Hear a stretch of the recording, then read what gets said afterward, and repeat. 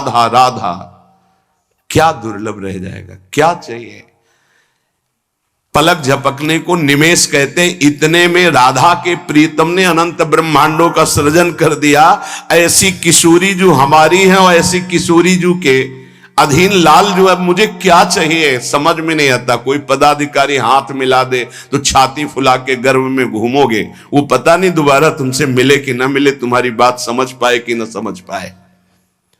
अनंत ब्रह्मांडों के स्वामी को अधीन रखने वाली प्रिया जो कह रहे तू मेरा है, तभी हमारे हृदय में निकलता है हमारे माई श्यामा जी को रात। ध्यान रखना, अगर प्रियाजू ने स्वीकार न किया होता तो वाणी से नहीं तुम बोल सकते कि मेरी प्रियाजू। ये तभी बोल सकते हो जब प्रियाजू ने स्वीकार किया है।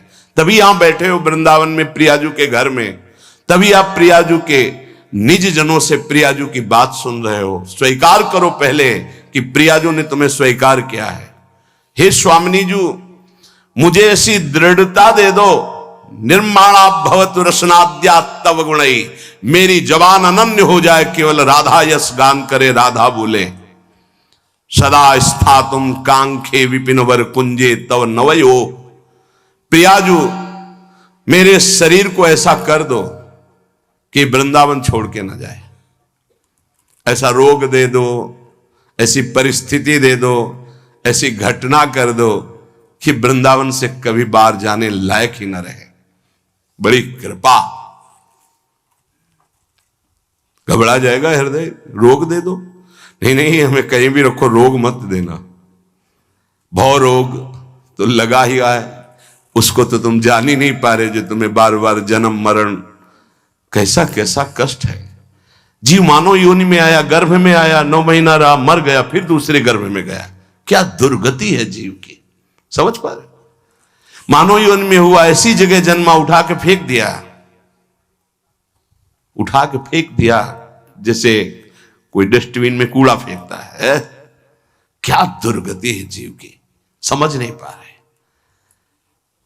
आज तुम विवेकवान हो, बुद्धिमान हो, स्वस्थ हो, प्राप्त कर लो प्रभु को, नहीं कल पछताना पड़ेगा। कुछ काम नहीं करेगा तुम्हारी बुद्धि। जो बहुत बुद्धिमान है ना, यही देख लेना, यही तुम्हारी दृष्टि नहीं है इसलिए तुम्हें दिखाई नहीं दे रहा, दूर से दिखाई दे रहा है।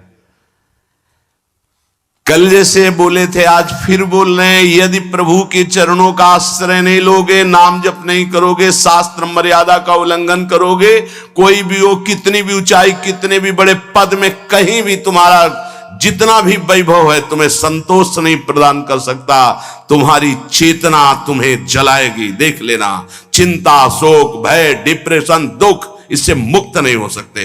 कागज में लिख लो चाहे दिमाग में लिख लो। आज पुण्य काम कर रहे हैं तो खूब जय जय, और कल हमें बताना जब पुण्य का नंबर बदलेगा, तब तुम्हें उत्तर मिलेगा कि जीवन का तुमने क्या वस्तु खोया। जहां से बनना था वहीं नास्तिकता ले आए, अब क्या तुम्हारे अंदर रह गया है। बहुत शायद सत्संग में याद हो, एक बार सुनाया था, ये बहुत प्रिय संत के द्वारा बताई हुई बात थी कि एक बहुत बड़े डॉक्टर थे जो विदेश से, अमेरिका आदि से डॉक्टरी से, बिल्कुल नास्तिक स्वभाव। जब कभी किसी संत की बात आती तो सीधे निंदा और गालियों से बात करते थे। अरब खरब रुपए साहब, और इतने बड़े सर्जन के डॉक्टर उनका सम्मान करते थे। एक बार किसी संत ने उनको समझाया कि डॉक्टर साहब आप बहुत बड़े हैं, लेकिन इतने बड़े नहीं कि माया के थप्पड़ को झेल जाए, इसलिए भगवान से तो नास्तिक। कौन भगवान, कैसा भगवान, कहां भगवान। तो उनका एक बार जीवन में मैं स्वयं मिलूंगा आपसे आकर। संतों का स्वभाव होता है बहुत जिद्दी। एक बार मैं आपके दर्शन करूंगा आकर और आपसे यही प्रश्न करूंगा। आज मैं नोट कर लेता हूं आपका प्रश्न और उत्तर मैं उस समय दूंगा आकर के।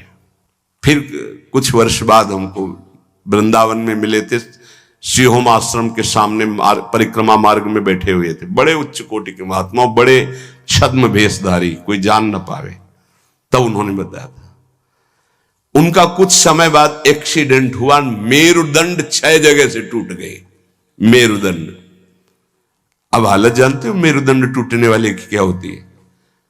जिंदा मरा हुआ आदमी, मरा हुआ तो ठीक है, लेकिन जिंदा मरा हुआ आदमी, जब उनको ये पता चले, वो गए अस्पताल में, कहा डॉक्टर साहब पहचाना, रो पड़े, धीरे से बोले बचा लो।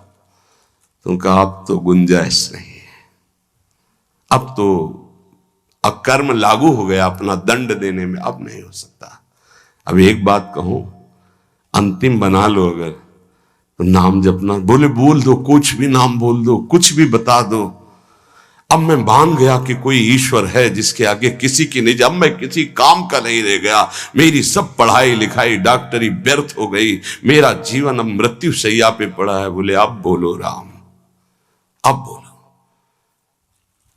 हमें लगता है उन डॉक्टर के ऊपर बहुत कृपा पहले से ही हो गई थी, तो ये परिस्थिति आई और अंतिम बन गया। संत के द्वारा भगवान नाम उच्चारण करवाना और आर्त भाव से भगवान को पुकारना, कई ऐसे उदाहरण। इसीलिए हम चीख के कहते हैं कि कोई भी हो, कहीं भी हो, कुछ भी कर लो, जब तक भगवद आश्रय नहीं लोगे तब तक शांति तुम्हारे अंदर नहीं, विश्राम नहीं। ये चिंता, शोक, भय, मृत्यु तुम्हें दंड देके रहेगी, तुम्हें त्रास देके रहेगी। हम ये नहीं कहते कि भजन करने वालों को रोग नहीं आता, दुख नहीं आता, विपत्ति नहीं आती, लेकिन 100 ग्राम विपत्ति 1 किलो संपत्ति क्या करेगी? 100 ग्राम विपत्ति का दुख हो, 1 किलो संपत्ति का सुख क्या करेगा? कौन सी आनंद संपत्ति? ये तो दुख गणना में ही नहीं है उस सुख के आगे, लेकिन हम तुम्हें इशारे में बता रहे हैं। 100 ग्राम दुख और 900 ग्राम सुख उसके ऊपर लदा रहता है, वो कुछ नहीं कर पाता। भगवद आश्रित के हृदय को तुम नहीं जान पाओगे। तुम भी भगवद आश्रित हो जाओ। सदा स्थातुम कांखे विपिन वर कुंजे चनवयो। ऐसी कृपा कर दो श्री जी कि धाम से जाने योग्य न रह जाए, ऐसी कृपा करो। बड़ी कृपा होती है। जैसे कोई जंगली जानवर होता है ना, और उसको काबू में जब किया जाता है तो गांव में एक लंगड़ डाला जाता है। अब वो उतने ही कदम चल पाएगा जितने में उसको चारा मिले, बस। ऐसे ही श्री जी जब कृपा करती है तो किसी असाध्य रोग का लंगड़ डाल देती है। बस जियो चुपचाप, कैसे? राधा राधा राधा, और आ जाओ हमारे पास। ये बड़ा सौभाग्य होता है, बड़ा सौभाग्य। अभी नौजवान एक परसों के आए थे, यहां कैंसर था। कह मैंने आपको गुरु मान लिया, अब राधा राधा राधा, अब एक श्वास भी नहीं राधा नाम से अलग जाएगी, बस मुझे कोई आशीर्वाद नहीं, बना रहे, बस राधा राधा छूटे न। कितनी कृपा हो गई। कोई अपने जीवन की जब निराशा की स्थिति को देखता है तब आशा उसकी बनती भगवत प्राप्ति की। अब तो गया भाई, अब तो राधा राधा। हम तो कहते प्रणाम है भगवान की इस विधान को, प्रणाम है उस दुख, उस रोग को जिसने निश्चय करा दिया कि अब तो राधा राधा राधा। बड़े भाग्य की बात है ये, यद्यपि बर्दाश्त नहीं होगा भाग्य सबको। सदा स्थातुम, वृंदावन से न जा पाऊं, आपका आश्रय न छूटे, आपका नाम न छूटे, ऐसी परिस्थिति दे दो। ये बहुत मंगलकारी परिस्थिति है। भगवान कृपा करे भोग लायक न रह जाएं, भगवान कृपा करे जगत लायक न रह जाएं, भगवान कृपा करे हमसे कोई प्यार न करे। बर्दाश्त होगी ये बात? एक हो गया ऐसी कृपा में सुनना भी नहीं।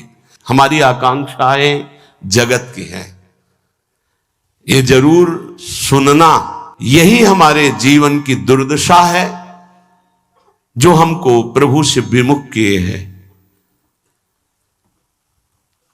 एक बार हम एक संत भगवान के मुख से सुना कि असाध्य रोग भगवान की विशुद्ध कृपा से प्राप्त होता है। यह साध्य रोग नाता तो साधन का अहम बना रहता, मानते कि साधना ठीक थी, लेकिन उसका परिणाम वो नहीं होता जो आर्त भाव में हुआ, जो असहाय अवस्था में हुआ, जो अकिंचन अवस्था में। कोई एक व्यक्ति पानी देने वाला नहीं, एक वस्तु नहीं, आर्त भाव। आप समझ गए कि मैं गया, उसी ने कृपा की। उसी कृपा का आज आप लोग रसास्वादन कर रहे हैं, यद्यपि किसी योग्य नहीं, किसी योग्य नहीं, ना पढ़ा लिखा ना उतना, कुछ नहीं। केवल बस ऐसा है कि जैसे पारसमणि छू गई लोहे पे तो चमक पड़ा, सोना बन गया। वो उस लोहा जंगहा किसी के काम आने वाला नहीं था। श्रीपाद कह रहे सदा स्थातुम स्वामिनी, ऐसा कुछ कर दो कि ये शरीर किसी योग्य न रह जाए, आपके धाम में ही पड़ा रहे। बड़ी कृपा है उनकी। कृपा का स्वरूप हम देखा कैसे कृपा निकालती है। बिल्कुल विषय में लगे हुए हैं, एकदम निकाल के ऐसा भगवदाकार वृत्ति जो वर्षों में नहीं होती साधना से, वो मिनटों में कर देती कृपा। हमने देखा, प्रमाण देखा। वो अज्ञानी जीव नहीं जानते हैं उस कृपा को। कृपा एक क्षण में भगवत प्राप्ति करा देती, एक क्षण में। साधना तो असाधनों का त्याग करने के लिए होती, कृपा के लिए साधन असाधन कुछ मतलब। बाढ़ आई तो सब बहा के ले गई। ये कृपा बाढ़ है। श्रीपाद कर रहे ऐसी कृपा कर दो कि मेरा जीवन सिर्फ वृंदावन। क्यों वृंदावन में ही? क्यों? ऐसा क्या खास बात है? केवल भगवत प्रेम प्राप्ति वृंदावन से हो सकती है। मोक्ष प्राप्ति तो काशी में भी हो जाएगी। प्रेम प्राप्ति ये वृंदावनेश्वरी। ये हम अपने छाती की बात कहते हैं। अगर तुम समझ पाओ, हमसे पूछो प्रमाण, तो हम इसीलिए छाती शब्द बोला है। यहां जब शरीर छूटता है तो वृंदा सखी, जैसे अभी इशारा हुआ था ना, इसमें निदेशात संप्राप्तो वर युवत युग्मम प्रिवहु। दो सखियों को आदेश किया, सब सखियों को बुला और पुष्पांजलि अर्पित करो। इशारा हुआ वृंदा सखी का, लताओं को इशारा हुआ, झंकृत। ऐसे यहां वृंदा सखी इशारा करती है। ये जीव हमारे तत्काल सहचर्या आती है। और जिसने जीवन भर राधा राधा पुकारा है, यहां शरीर छूटता है तो स्वयं श्री जी आती है। ये हम छाती की बात कह रहा हूं, स्वयं श्री जी आती है। क्योंकि कुछ बातें ऐसी होती है जिनकी सामर्थ्य नहीं जबान से कह सकूं, वो छाती में छुपी ही रहती है। इसलिए तुम्हें बात बता रहा हूं। यदि आप किसी योग्य ना होना और आपको लगे कि मुझे भगवत प्राप्ति करनी, तो धाम आके पड़े रहना, भगवत प्राप्ति पक्का। पड़े रहना धाम में। जब आपको लगे कि मेरी क्षमता खत्म हो चुकी, अब मैं किसी काम का नहीं रहा, भगवत प्राप्ति का कोई संभावना भी नहीं मेरे अंदर, तो यहां पड़े रहना, भगवत प्राप्ति हो जाएगी। श्रीपाद करे सुखम पश्ये क्रीड़ाम। अगर आपने ये ऊपर वाला नियम ले लिया, प्रिय त्वाम मामंगी कुरु, प्रिया जो मुझे अंगीकार कर लो, शरणागति प्रदान कर दो मुझे, मैं आपकी शरण में हूं। बहुत कृपालु लाडली है।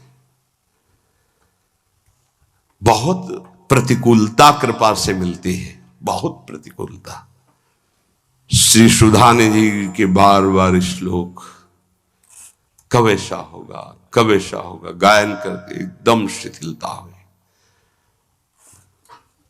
तुम मां मंगी करो, मुझे स्वीकार करो, प्रियजन स्वीकार करो। वो शाम जीवन की वो शाम थी जो भगवान कृपा करके हर साधक को प्राप्त हो।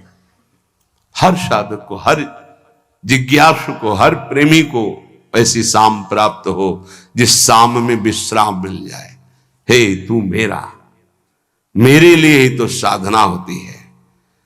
मैं जब कह रही तू मेरा, फिर तेरे को क्या चिंता। अब जैसे कोई युवराज पद पर अभिषिक्त हो जाए तो उसे कोई संशय थोड़ी रहता है। ऐसे ही हर समय आनंद मस्ती रहती, भयंकर पीड़ा की स्थिति में भी मन नाचता रहता है, केवल एक बात के लिए कि मेरी स्वामिनी ने मुझे स्वीकार कर लिया। इसीलिए मन से, प्राणों से, रोम रोम से केवल एक बात है, राधा राधा राधा। ये हम किसी पक्षपात की बात नहीं कह रहे। आप मान लीजिए, फिर आप देख लीजिएगा, आप मान लीजिए। बहुत बड़ी बात कह रहा हूं बार बार हृदय से। हमारी स्वामिनी का ऐसा स्वभाव, ऐसा प्रभाव अद्वितीय है, ना ऐसा सुना, ना देखा, ना अनुभव किया। सुखम पश्ये क्रीड़ाम प्रणय रस युक्ताम ही युवयो। मैं सुख पूर्वक इस वृंदावन की भूमि में पड़ा पड़ा प्रेम दृष्टि से अपने युगल सरकार की लीला को देखता रहूंगा। गुरु कृपा है केवलम। गुरुदेव की कृपा से ही ये निष्ठा प्राप्त होती है कि वृंदावन वृंदावन, प्राण वृंदावन, जीवन वृंदावन, सर्वस्व वृंदावन। एक दिन बैठे बैठे हृदय से स्फुरित हुआ था, जो एक दो बार गाया है। ये हृदय की पूरी मनन की हुई बात आपको जो एक दो बार पद गा करके सबको सुना, ये हृदय से केवल है। राधा नाम है जीवन हमारा, राधा नाम प्राण आधार है, राधा नाम है कर्ता विधाता, ये राधा नाम पालनहार है। राधा नाम सबका पूज्य है, राधा नाम का पूजन करे, राधा नाम के ही ध्यान से हम शुद्ध अपना मन करें। राधा नाम के जप ध्यान से प्रेम बढ़ता जाएगा, राधा नाम ही हमें प्रेम में निकुंज तक पहुंचाएगा। इस पूरा जीवन का सार, ये हमारा जीवन है, ये प्राण है, यही हमारा कर्ता, यही हमारा विधाता, विधान बदलने वाला है, यही हमारा सर्वस्व है, यही हमें निकुंज तक पहुंचाएगा। विश्वास कर लीजिए। पड़ा रहूं इस रज में, राधा राधा पुकारता रहूं। कैसी इस रज की महिमा, श्री भट्ट देवाचार्य जी कहते हैं, अगर इस रज के बाहर संपत्ति की तो बात जाने दो, हरि भी खड़े होंगे तो आंख उठा के नहीं देखूंगा। विपिन राज सीमा के बाहर हरिहु को न निहार, रे मन वृंदा विपिन निहार। उपासक सर्वत्र सगुण निराकार की भावना में विराजमान वृत्ति के द्वारा सम हो जाता है।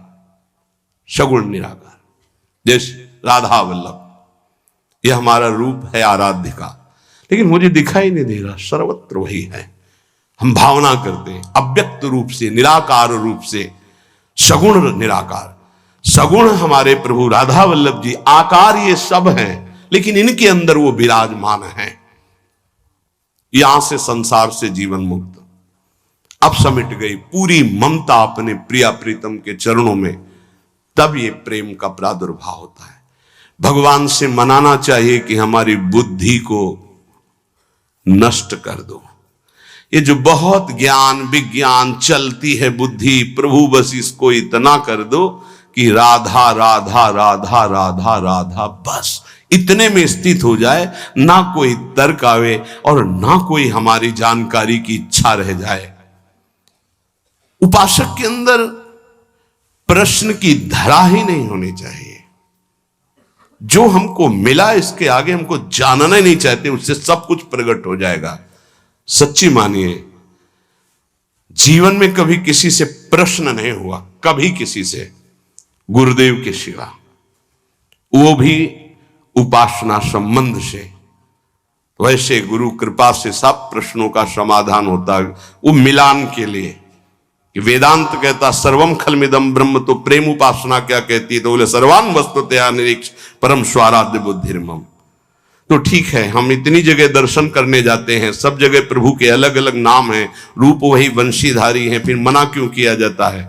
नहीं, कोई मना नहीं है। तो फिर हम वहां भावना क्या करें? हमारे राधा वल्लभ लाल जब इस कुंज में गए तो ये नाम पड़ गया, इस कुंज में गए, बस जो प्रश्न हमको उपासना संबंधी, बस अपने उपास्य देव में किसी भी तरह का तर्क कभी उपस्थित नहीं हुआ। उपास्य देव की उपासना को पुष्ट करने का प्रश्न, उपासक के अंदर कोई प्रश्न नहीं रहना चाहिए। जो मंत्र और नाम मिला है समस्त समाधानों का समाधान है। अनन्य ममता विष्णु और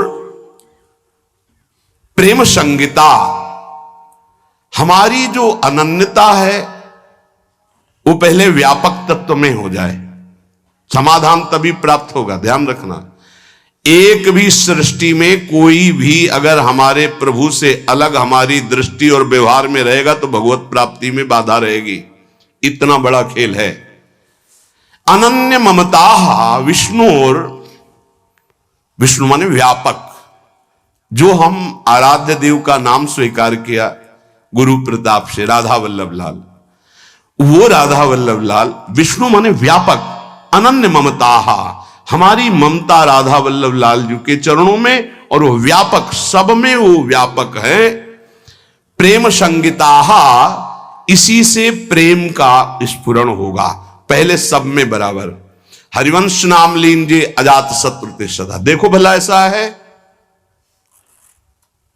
ऐसा नहीं। इसीलिए नाम जपने पर भी नाम का रंग नहीं आ पा रहा, क्योंकि इससे नामापराध बन जाता है। किसी भी देवता की निंदा करना, भगवान शिव हरि में भेद रखना, संत वैष्णव गुरुदेव की निंदा करना, वेद के शास्त्रों के गुरु उपदेश के प्रतिकूल चलना, ना सुनने वाले को भी, ना चाहने वाले को भी, अश्रद्धालु को भी उपदेश करना, कई ऐसे नाम अपराध है। नाम को अर्थवाद मानना कि अरे ये तो केवल रोचकता बढ़ाने के लिए कहते हैं, ऐसा नाम का फल नहीं है। इन सब बातों से नाम जपने पर अरुचि हो जाती है, और नाम जपने पर भी नाम का फल प्रकाशित नहीं होता। अगर हम इसी जन्म में बहुत जल्दी लाभ प्राप्त करना चाहते हैं तो किसी से भी न राग न द्वेष। अनन्य ममता विष्णुर, जो व्यापक तत्व है। दो प्रकार की उपासना करनी ही होती है हर उपासक को। एक होती है सीमा के अंतर्गत, और एक होती असीम। ये दोनों उपासना की पद्धतियां स्वीकार करनी पड़ेगी। सीमा के अंतर्गत सिर्फ राधा वल्लभ लाल, असीम सर्वत्र राधा वल्लभ लाल। यो वृंदावन सीमनी कश्चन घनाश्चर्य किशोरी मणेश, ये सीमा के अंतर्गत। असीम सर्वान वस्तुतया निरीक्ष। दोनों पद्धतियां स्वीकार करनी ही पड़ती है। पहली पद्धति में समता और दूसरी पद्धति में ममता। समता करके विस्मृत, ममता करके आसक्त। ये प्रेम संग, प्रेम का प्रादुर्भाव। समझ पा रहे? अगर एक भी वस्तु, व्यक्ति, स्थान से कहीं भी नफरत है, द्वेष है, शत्रुता है, तो जब तक उसको नहीं मिटाओगे भगवत प्राप्त नहीं हो पाओगे। कहीं भी द्वेष नहीं था। केवल रंगनाथ जी के मंदिर के जो सेठ जी थे, उनसे जरा सा द्वेष पूर्व का था लाला बाबू को, तो श्री कृष्णदास जी ने उनको विरक्त वेश नहीं दिया। और जिस दिन वो उनके सामने भिक्षावृत्ति के लिए खड़े हो गए और द्वेष खत्म हुआ, हृदय से लगाए और गए, तो रास्ते में मिल गए कि लाला बाबू आज तुम्हें हम विरक्त वेश देंगे। अर्थात हमारे गुरुदेव, हमारे इष्ट तभी प्रसन्न होते पूरी सृष्टि में किसी एक से भी वैर न रह जाए।